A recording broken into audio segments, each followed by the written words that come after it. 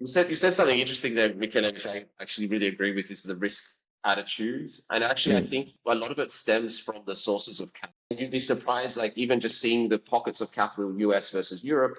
I joke one of the, if you took a traditional European family office or, institutional LP, the number one rule they have is don't lose money. Yes, Like that's what they totally say. They're agree. like, don't lose money. But if you go to the US, the number one rule is go make money.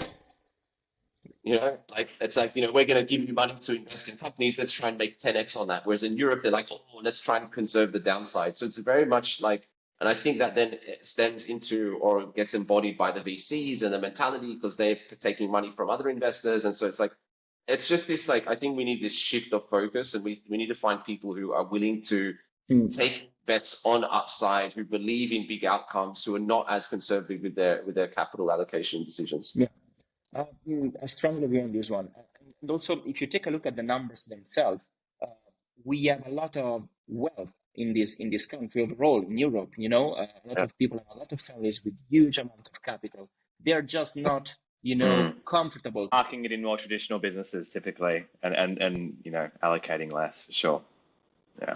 Yeah, that's one of the let's say the problem that we have under that point of view.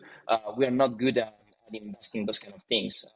We're not good at proposing alternative solution, but it's also one of the things that we will need anyway to change over time. Because I was recently reading a paper from Bain Capital.